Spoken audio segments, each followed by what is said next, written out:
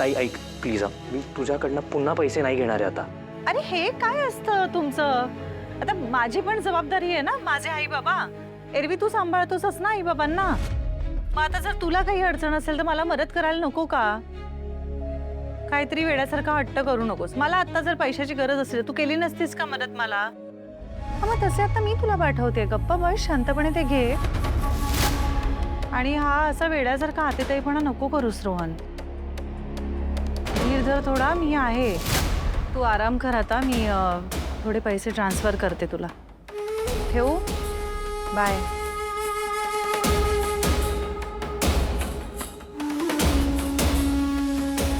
स्वानंदी, तू रोहनला पैसे देतेस? कुठले, म्हणजे का? एक मिनिट, आणि हे हे कुठले पैसे?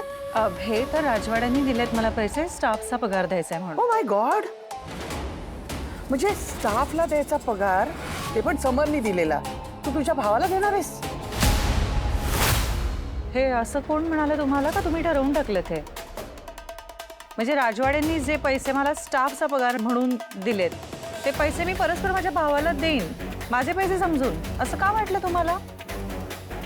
मी माझ्या कष्टाचे, मी कमावलेले माझ्या पगारातले पैसे माझ्या भावाला देते. अच्छा, जे तुझा पगार नाही. कसं असतं, लग्न झाल्यानंतर मुलीचं असं काही नसतं.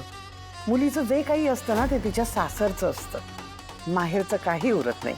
मला नाही वाटत असं. लग्न झालं म्हणून मुलीसाठी माहेर संपत नाही. आणि मी माहेरची जबाबदारी कधीच झटकणार नाही. ते आई बाबा आहेत माझे.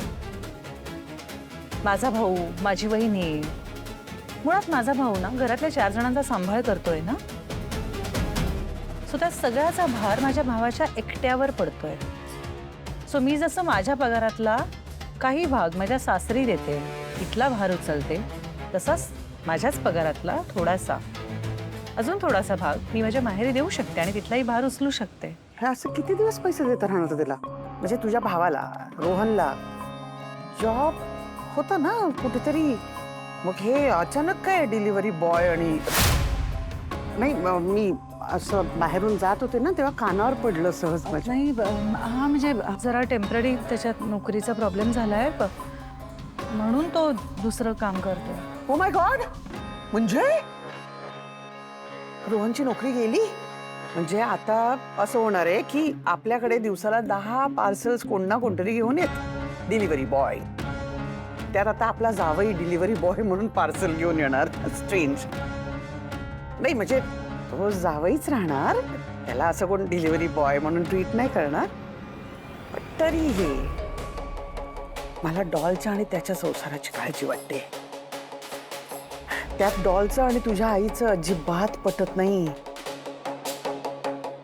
स्वानंदी, मला खूप टेन्शन येतं ग.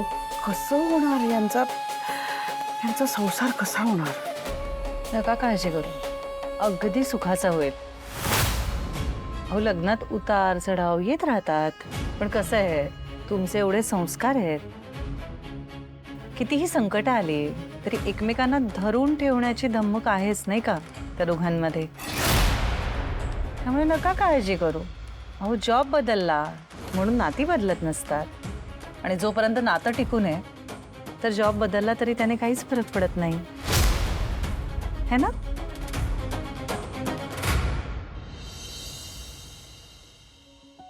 नाही नाही, पण एक प्रोजेक्टची आपल्याला आउटलाईन ठरवायला लागेल ना, तरच क्लायंट बरोबर डील करणं सोपं जाईल. एक्झॅक्टली. तुम्ही मेल करून ठेवा मला. हां, मी बघतो.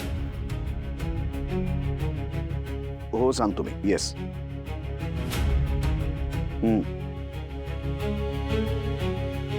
ओके, हा ठेवतो मी. बाय. काय ग काकू, काय झालं? काय सांगू, माझ्या डॉलच्या नशिबात नेमकं काय आहे ना तेच कळेनासं होतंय मला. म्हणजे ह्याला बॅड लक म्हणावं की बॅड पॅच म्हणावा तेच कळत नाहीये. काळजी वाटते रे मला डॉलची. पण नक्की काय झालं काकू, ते तरी सांगशील का? बघ ना, आता अधीराचं लग्न झालं, ठीक आहे, म्हणजे झालं आता त्या मिडल क्लास फॅमिलीमध्ये, पण तिचं आणि तिच्या सासूची सतत भांडणं होतात. त्यानंतर काय तर बिचारीचा पाय फ्रॅक्चर झाला. आणि आता काय, आता रोहनची नोकरी गेली. काय? रोहनची नोकरी गेली कधी? अरे मलाही आत्ताच कळलं.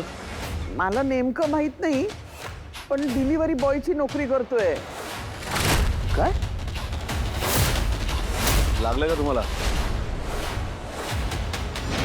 मला ना त्याची नोकरी गेल्याचं वाईट वाटलं नाही. म्हणजे नोकरी जाणं ही दुर्दैवानी वाईट गोष्टच आहे रे, पण ते कसं तरी मॅनेज होऊ शकतं. पण आता जी काय नोकरी करतोय ना, म्हणजे ठीक आहे, त्यात डॉलही मॅनेज करते, तिला चालत असेल तर मला काहीच म्हणायचं नाहीये. पण मला ज्या पद्धतीने कळलं ना, त्याचा मला जास्त त्रास होतोय. म्हणजे तुला कळलं कसं? म्हणजे तू कुठे पाहिलंस का त्याला? नाही, मला तसं कळलं असतं तर बरं झालं असतं एक वेळ. म्हणजे फॅमिलीत राहिलं असतं ना हे सगळं. पण नेमकं रोहन डिलिव्हरीचं पार्सल घेऊन माझ्या मैत्रिणीकडे गेला. झालं मग काय, आता मल्लिका राजवाडेचं जावई, ते तर जाऊ दे, राजवाड्यांचा जावई असं डिलिव्हरी बॉयचं काम करतोय. म्हणजे काय, आयतं कोलीतच मिळालं ना माझ्या मैत्रिणींच्या हातात. त्यांनी त्या मेसेज ग्रुपवर टाकलं ना, सगळ्या एक एक मेसेज करून खाली खिदळत होत्या. झालं सगळं, वाट लागली. आपलं इमेज काय, आपलं स्टेटस काय, राजवाडे आहोत आपण, आणि आपला जावई असा डिलिव्हरी बॉय. एकीचा तर फोन आला मला लगेच, मागून दोघी जणी हसत होत्या, तेही ऐकलं मी. खूप ऑकवर्ड झालंय रे मला. बाहेरच्या ना काय, जरा काही असं झालं ना की चान्सच मिळतो ना असं मस्करी करायचा. अधीराचं लग्न झालं त्या घरात आणि स्वानंदी या घरात आली, तेव्हापासून सतत मैत्रिणींचे टोमणे सहन करते मी. त्याची काय सवय झाली आहे मला. पण आपण राजवाडे आहोत. आता राजवाड्यांचा जावई आणि डिलिव्हरी बॉयची नोकरी करतोय, कसं वाटेल ते? आपले कॉन्टॅक्ट्स, आपले बिझनेस कॉन्टॅक्ट्स, फ्रेंड्स, कसं सगळीकडे गॉसिप सुरू होईल. रोहननी ना आपल्या स्टेटसचा थोडा तरी विचार करायला हवा होता. बरं, मी स्वानंदीला विचारायचा प्रयत्न केला, पण तिने टाळाटाळ केली. स्वातंत्र्य मॅडम कसं काय सांगतील काकू? अरे म्हणजे काय, तिला माहिती आहे रोहनची नोकरी गेली आहे आणि तो काय करतोय नेमकं तेही तिला माहिती आहे. मी आपली डॉलची काळजी म्हणून तिला, म्हणजे तिच्याशी बोलायला गेले तर ती काय, रोहनला समजावायचं सोडून त्याला पैसे देते. आता तू त्या स्टाफसाठी पैसे ठेवले होते ना पगाराचे, ते देते ती रोहनला. नाही, स्वानंदी मॅडम स्टाफच्या पगारातले पैसे नक्की देणार नाहीत. ते पैसे द्यायचेच असतील तर ते त्यांच्या पगारातनं देतील, तेवढी खात्री आहे मला. पण त्यांना जर रोहनची नोकरी गेल्याचं माहिती होतं तर मग त्यांनी मला का नाही सांगितलं? तेच ना, मलाही तेच वाटलं. तुला कसं नाही सांगितलं? कदाचित बिचारीला लाज वाटली असेल रे, म्हणून नसेल सांगितलं. नाही, समजू शकते मी, पण तरी आता हे सासर आहे ना तिचं, म्हणजे ती इथली आहे ना, मग इथल्या फॅमिलीचं हित तिने आधी बघायला पाहिजे की नाही. हे स्वानंदी आणि रोहन भाऊ बहीण दोघे आपापसात काय सिक्रेट्स ठेवत असतात ना, त्यांचं त्यांना माहिती. मला डॉलची खरंच खूप काळजी वाटते रे. नाही काकू, तू तिची काळजी करू नकोस. मी आहे, मी बोलतो त्यांच्याशी.